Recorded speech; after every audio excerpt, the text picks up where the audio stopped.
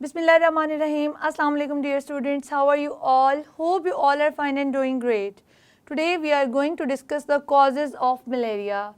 Previous class में हम discuss कर रहे थे हिस्ट्री ऑफ मलेरिया कि हमने मलेरिया के बारे में जाना, ये कब स्प्रेड हुआ और कब इसके बारे में जाना गया, कौन से ट्रीज़ थे जो इसके ट्रीटमेंट के लिए जो है इफ़ेक्टिव साबित हुए। आज की क्लास में हम डिस्कस करेंगे कॉजेज़ ऑफ मलेरिया को and we will use it as a biological problem and it will be solved by applying the biological method। ठीक है, फिर इसको biological methods को अप्लाई करके इसको सॉल्व करने की कोशिश करेंगे। तो फर्स्ट ऑफ ऑल बात करेंगे इसकी हिस्ट्री की।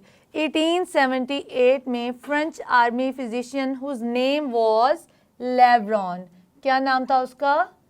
LeBron.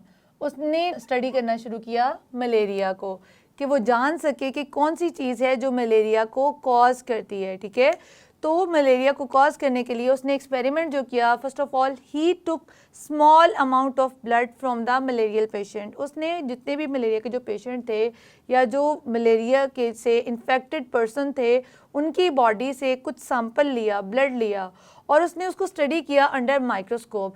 Then he observe a tiny creature, tiny living organism in the blood of malarial patient. ठीक है, उसने कहा कि जो मलेरिया के पेशेंट हैं इनकी जो ब्लड है उनके अंदर टाइनी लिविंग ऑर्गेनिज्म जो हैं वो पाए जाते हैं।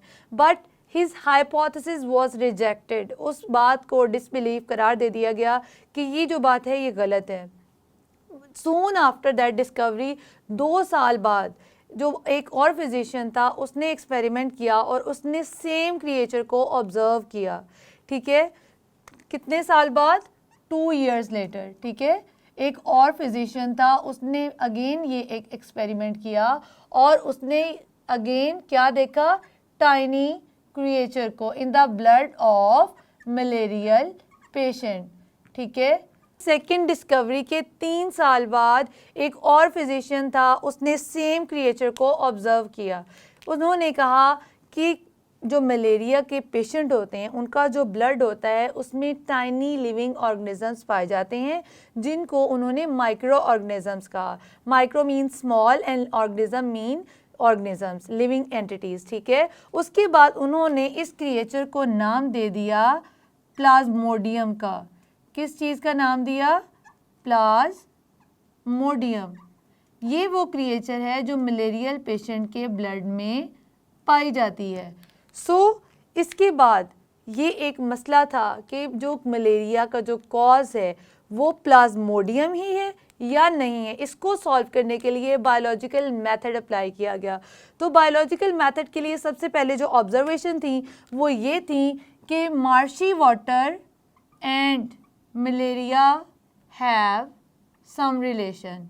ये फर्स्ट ऑब्जर्वेशन थी कि जो मार्शी वाटर है और मलेरिया है इन दोनों के दरमियान जो है वो कोई ना कोई रिलेशन है, ये किसी तरह से एक दूसरे से इंटरकनेक्टेड हैं। जो दूसरी ऑब्जर्वेशन थी वो ये थी drinking marshy water does not cause malaria. ये सेकेंड ऑब्जर्वेशन थी कि drinking marshy water does not cause malaria, कि जिन लोगों ने मार्शी वाटर को पिया था उनको मलेरिया नहीं हुआ।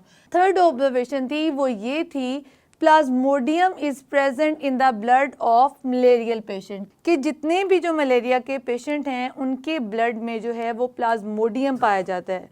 और जो फोर्थ ऑब्जर्वेशन थी वो ये थी कुनीन। Quinine is an effective drug for the treatment of malaria.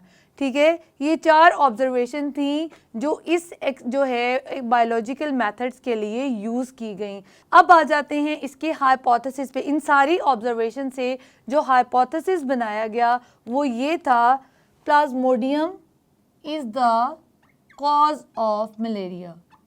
So the hypothesis was Plasmodium is the cause of malaria. हमारा जो मफरूज़ा था इस बायोलॉजिकल प्रॉब्लम को सॉल्व करने के लिए वो ये था Plasmodium is the cause of malaria. अब हमने एक्सपेरिमेंट्स के ज़रिए इस बात को प्रूव करना है कि आया वाकई ये जो हाइपोथेसिस है ये ठीक भी है या गलत है।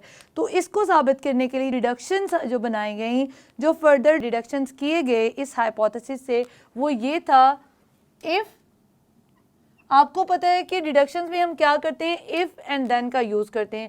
अगर ये ऐसे है तो ऐसा हो सकता है, अगर ये ऐसे है तो ऐसा हो सकता है। तो हमारी इस हाइपोथेसिस के लिए जो डिडक्शन थी वो ये थी, if plasmodium is the cause of malaria then all persons suffering from malaria should have plasmodium in their blood। ठीक है, अब हमारा जो डिडक्शन था वो ये था कि अगर प्लाज्मोडियम ही वजह है मलेरिया की, तो जितने भी इंसान हैं जो मलेरिया से सफ़र करते हैं उन सब के ब्लड में क्या होना चाहिए, प्लाज्मोडियम होना चाहिए।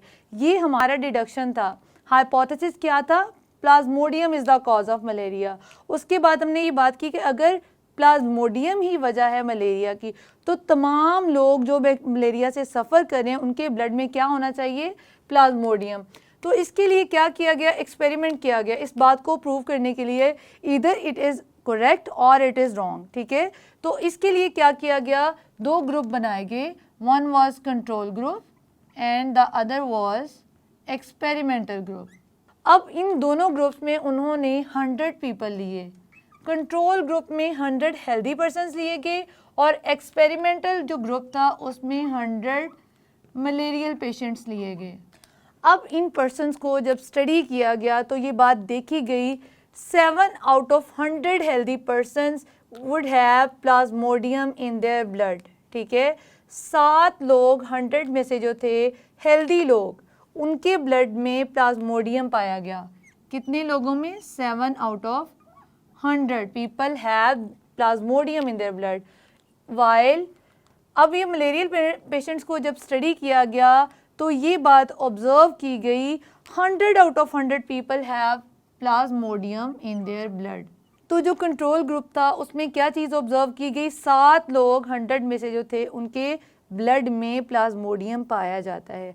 अब चूंकि ये हेल्दी लोग थे तो उन्होंने ये कहा कि इनकी बॉडी में जो था प्लाज्मोडियम था वो डॉर्मेंट फेज में था, वो इंक्यूबेशन पीरियड में था। इंक्यूबेशन पीरियड वो पीरियड होता है जब एक एंटिटी किसी भी लिविंग ऑर्गेनिज्म के अंदर उसकी बॉडी में एंटर होती है और वो मैच्योर होती है। उस पीरियड को हम इंक्यूबेशन पीरियड कहते हैं। तो उन्होंने इस बात से अंदाज़ा लगाया कि जो 7 लोग थे 100 में से वो इंक्यूबेशन पीरियड में थे, मतलब प्लाज्मोडियम उनकी बॉडी में एंटर तो हो गया था लेकिन अभी वो मैच्योर नहीं हुआ था, इंक्यूबेशन पीरियड में था। While 100 out of 100 malarial patients have Plasmodium in their blood. Malaria के जो 100 पेशेंट थे उन 100 के 100 में तमाम की बॉडीज़ के अंदर जो ब्लड में था प्लाज्मोडियम को पाया गया। तो ये बात अप्रूव हो गई, ये बात साबित हो गई that Plasmodium is the cause of malaria. ठीक है, इस चीज़ से ये बात साबित हो गई कि प्लाज्मोडियम ही मलेरिया का कॉज है। प्लाज्मोडिया भी बोलते हैं, प्लाज्मोडिया हम सिंगुलर एंटिटी को बोलेंगे। अगर एक सिंगल एंटिटी की बात करेंगे तो हम प्लाज्मोडिया बात करेंगे, अगर प्लूरल की बात करेंगे तो हम इसको प्लाज्मोडियम बोलेंगे। तो बच्चों आज की क्लास में हमने स्टडी किया causes of malaria. It can be ask as long question, ये आपको लॉन्ग क्वेश्चन में आ सकता है। आपने बहुत अच्छे से थॉरली इसको स्टडी करना है।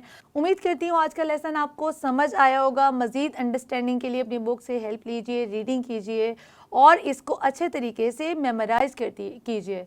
मैं मिलती हूँ अपनी अगली क्लास में एक नए लेसन के साथ। तब तक के लिए अल्लाह हाफ़िज़।